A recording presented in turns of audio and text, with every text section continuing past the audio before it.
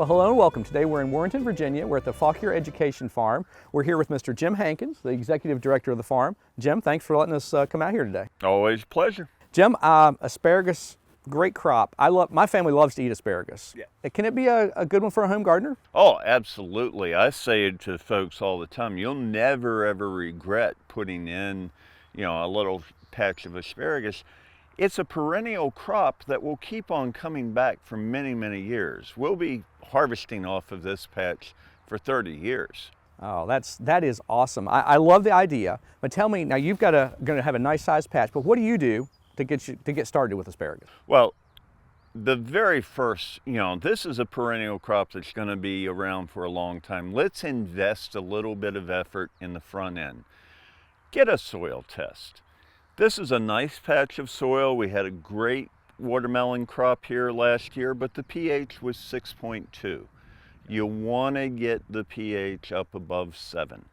It's less than a half an acre, but I put down 400 pounds of lime.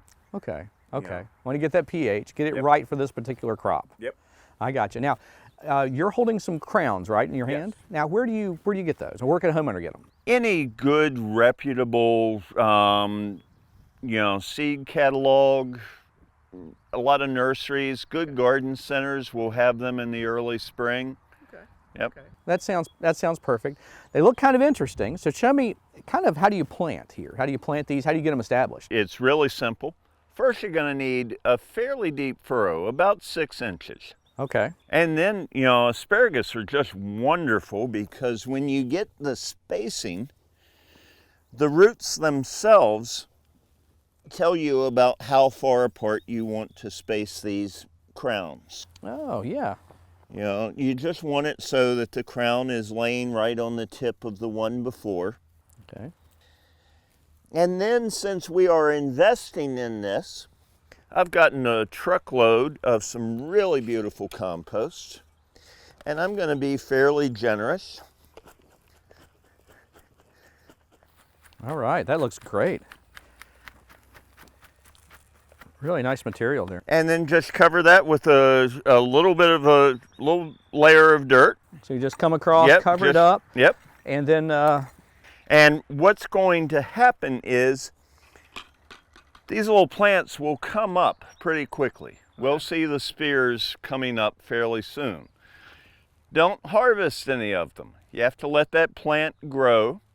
And I'm actually going to come back and put more compost.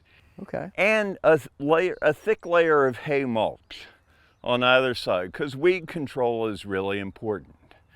And other than that, and just leaving them alone for this first year. Right. The second year, you can pick every spear that comes up for about 10 days. Okay. Then just stop. Let the plants come up. It's a big, ferny, pretty plant. Right. The year after that, you can stretch that out to about a month, every spear that comes up. And then out at 4 and 5 years, you'll get about 6 weeks of production. Okay, so you just kind of really let the plant establish itself. Yes. Every year. Yeah. For a little while. Yep. It needs the foliage up above. And then during the winter, you just mow that down. Oh, makes sense. Makes perfect sense. Well, thank you for letting us come out here and see this today. I know you've got a lot of work to do, so I don't want to keep you any longer. I'm always happy to have you. Thank you. Well, for more information about asparagus planting, contact your local county extension office and talk to a master gardener. For From the Ground Up, I'm Chris Mullins. We'll see you next time. From the Ground Up is presented with the generous advice and assistance of Virginia Cooperative Extension. Visit their website at ext.vt.edu.